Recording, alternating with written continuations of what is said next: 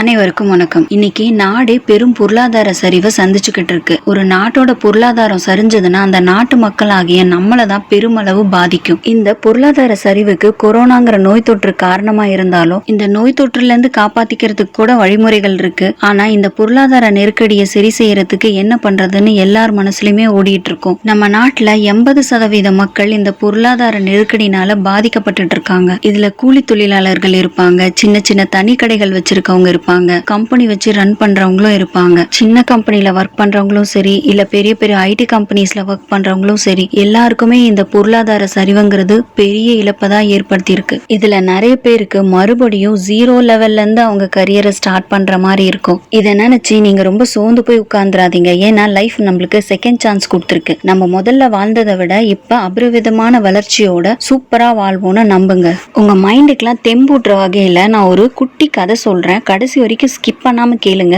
அப்பதான் இந்த கதையோட நோக்கம் என்னன்னு உங்களுக்கு புரியும். அதுக்கு முன்னாடி நம்ம சேனலை சப்ஸ்கிரைப் பண்ணாதவங்க சப்ஸ்கிரைப் பண்ணிக்கோங்க. நம்ம சேனல்ல போடுற ஒவ்வொரு வீடியோவும் உங்களுக்கு உடனுக்குடனே வரதுக்கு நோட்டிபிகேஷன் பெல்ல பிரஸ் பண்ணுங்க. வாங்க வீடியோக்குள்ள போகலாம். ஒரு அழகான பசுமையான ஒரு சின்ன கிராமத்தை கற்பனை பண்ணிக்கோங்க. அங்க ஒரு ஏழ்மையான தம்பதிக்கு ஒரு அழகான ஆண் குழந்தை பிறக்குது. அவங்க அன்றாட சாப்பாட்டுக்கே கஷ்டப்படக்கூடிய ரொம்ப ஏழ்மையான குடும்பம். இருந்தாலும் அவங்க குழந்தைய நல்லபடியா வளர்த்து நல்லா படிக்க வைக்கணும் அப்படின்னு ஆசைப்படுறாங்க. ஆனா அவங்களோட ஏழ்மை அந்த பையனோட படிப்பை தடுத்துருச்சு. 9 வயசு வரைக்கும் பள்ளி படிப்பை தொடர்ந்த அந்த குழந்தை குடும்பத்தோட ஏழ்மை சூழ்நிலையை புரிஞ்சுக்கிட்டு ஸ்கூலை விட்டு நின்னுட்டு குடும்பத்துக்காக சப்போர்ட் பண்றதுக்கு வேலைக்கு போக ஆரம்பிச்சிருச்சு. வயசு என்னமோ 9 வயசு தான் ஆச்சு. ஆனா அந்த வயசுலயே ரொம்ப பொறுப்பா வேலைக்கு போறதுக்காக விடிய காலையிலேயே எந்திரிச்சு கடைக்கு போயிட்டு கடையெல்லாம் கிளீன் பண்ணிட்டு கடை முதலாளியோட குழந்தைங்களையும் அந்த சின்ன பையன் பாத்துக்குவாங்களாம். இப்படியே பயணிச்சுட்டு இருந்த அந்த சின்ன பையனோட வாழ்க்கை கொஞ்சம் வருஷம் கழிச்சு புதிய பாதையை நோக்கி பயணிக்க ஆரம்பிச்சிருக்கு. அது என்னன்னா எலக்ட்ரிசிட்டி கம்பெனில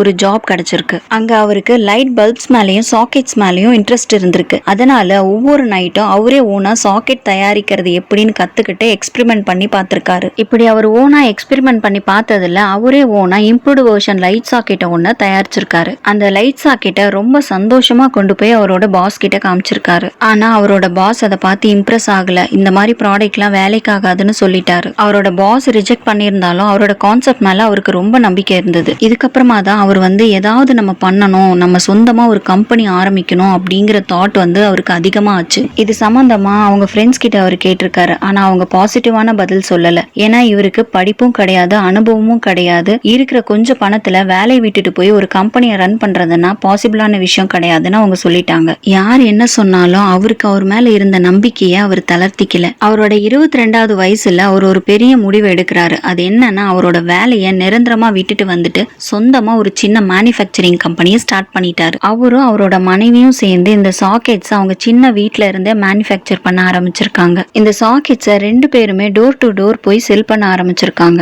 ஆனா ஒரு கடைக்காரங்க கூட அவங்க ப்ராடக்டை வாங்குறதுக்கு ஆர்வம் காட்டல. அதனால அவங்களுக்கு ஆர்டர்ஸே கிடைக்கல. மாசங்கள் தான் ஓடிட்டு இருக்கே தவிர அவங்களோட ப்ராடக்டை ஒன்னும் கூட அவங்களால விற்க முடியல. இதனால வருமானம் எதுவும் அவங்களுக்கு இல்ல. வருமானம் இல்லாததுனால ரொம்ப வறுமைக்கு போயிட்டாங்க. கடன் வாங்கியும் வீட்டுல இருக்க பொருளை வித்தும் அவங்களோட வாழ்க்கையை நடத்திட்டு இருந்தாங்க. இதனால மறுபடியும் வேலைக்கே போயிடலாமான்னு கூட நிறைய நாள் நினைச்சிருந்திருக்காரு. இருந்தாலும் ஒவ்வொரு நாள் கிளம்பும் போதும் இன்னைக்கு நம்மளுக்கு ஆர்டர்ஸ் கிடைச்சிருங்கிற நம்பிக்கையோட கிளம்புவாரு. ஆனா ஒவ்வொரு நாளும் போக போக இதுக்கப்புறம் பிழைக்கிறதுக்கே வழியே கிடையாது. கையில காசும் இல்ல, கடன் வாங்கவும் முடியாது, வீட்டுல விற்கிறதுக்கு பொருளும் இல்லைங்கிற சூழ்நிலையில தான் அவரோட வாழ்க்கையில அந்த அதிசயம் நடந்திருக்கு. அவருக்கு 1000 பீசஸ்க்கான ஆர்டர் முதல்ல கிடைச்சிருக்கு. அவருக்கு ஃபர்ஸ்ட் கிடைச்ச மேஜர் ஆர்டர் 1000 பீசஸோட கடந்து வந்த அந்த நிறுவனம் இப்ப 2.5 லட்சம் எம்ப்ளாயிஸோட செயல்படுது. ஆனுவல் சேல்ஸ் பாத்தீங்கன்னா $72.5 பில்லியன். இப்ப அவரோட கம்பெனி ப்ராடக்ட் உலகம் பூரா விற்பனை ஆகுது. இது எல்லாமே சாத்தியமானது பணமோ படிப்போ இல்லாத ஒரு சாதாரண மனுஷனாலதான். இப்ப அவரு சாதனை மனிதரா மாறிட்டாரு. இதுக்கெல்லாம் காரணம் அவர் மேல அவர் வச்ச நம்பிக்கை தான். இவ்வளவு நேரம் இவரோட சாதனை பத்தி, இவர் கடந்து வந்த பாதையை பத்தி நம்ம தெரிஞ்சுக்கிட்டோமே. இவர் பேர் என்னன்னு தெரிஞ்சுக்கணும்ல. இவர் பேரு கோனோசுகி மேட்சுஸ்டா. இவரோட சின்ன வீட்டுல ஆரம்பிச்ச இந்த கம்பெனி இப்ப உலகம் பூரா பிரபலம் அடைஞ்சு பானாசோனிக்ங்கிற பேர்ல பிரம்மாண்டமான வளர்ச்சி அடைஞ்சிருக்கு. இவர் தான் பானாசோனிக்கோட ஓனர். இவரு நவம்பர் 27, 1894ல ஜப்பான்ல இருக்க வாக்காயாமால பிறந்திருக்காரு. இவரோட சாதனைக்காக இவர் நிறைய விருதுகள் வாங்கியிருக்காரு. ஒரு மனுஷனோட சாதனைக்கு கல்வியோ பணமோ கட்டாயம் கிடையாதுங்கிறதுக்கு இவர் ஒரு சிறந்த உதாரணம்.